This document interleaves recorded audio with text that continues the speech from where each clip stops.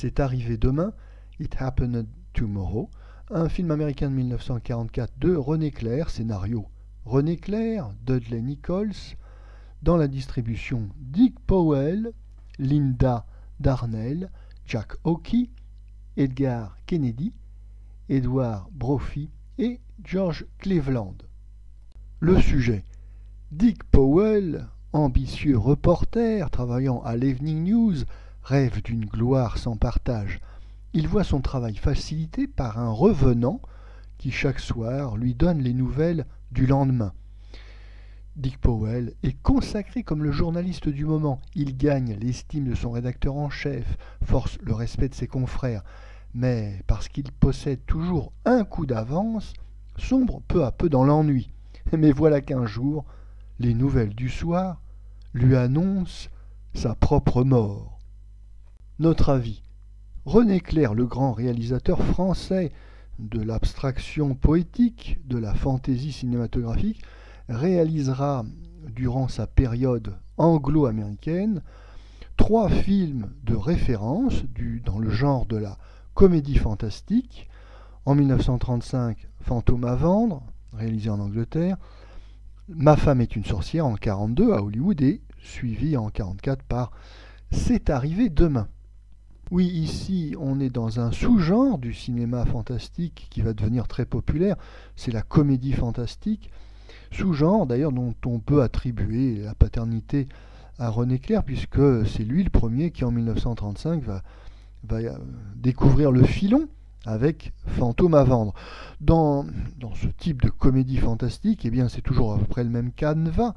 Nous avons un homme ordinaire qui voit son existence monotone perturbée par l'irruption du fantastique. Genre difficile car il faut que le spectateur accroche à l'histoire et rentre dans le merveilleux, dans l'illusion. Il faut en quelque sorte qu'il retrouve son âme d'enfant.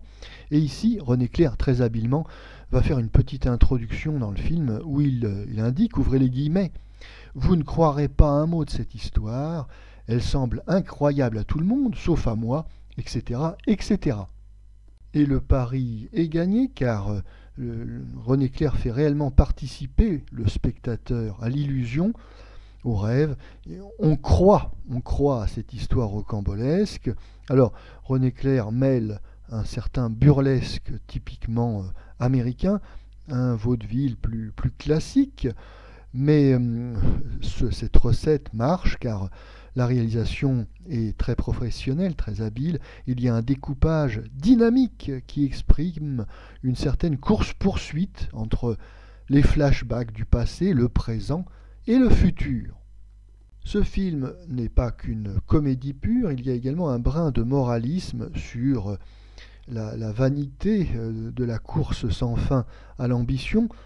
Il faut dire aussi que René Clair reprend un scénario d'un projet de Frank Capra, et évidemment, il en reste quelque chose.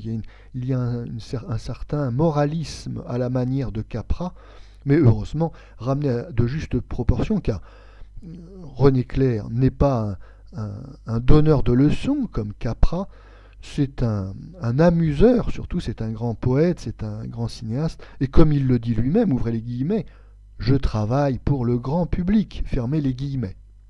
Et on préférera 100 fois la modestie du grand artiste qu'était René Clair au dogmatisme très déplaisant de Frank Capra.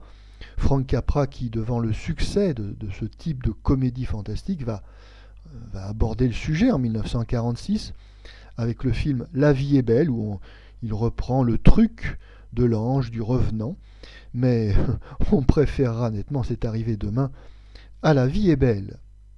Et ce n'est pas la première fois que le génie de René Clair inspire les autres réalisateurs. On se souvient des accusations de plagiat formées contre Charlie Chaplin dans son film Les temps modernes, qui emprunte un peu trop aux millions de René Clair. Et ici, donc René Clair inspirera d'autres films avec des anges, des revenants. J'ai parlé de La vie est belle en 1946. Il y aura également Une question de vie ou de mort en 1946, et puis plus récemment Un jour sans fin, un film de 1993.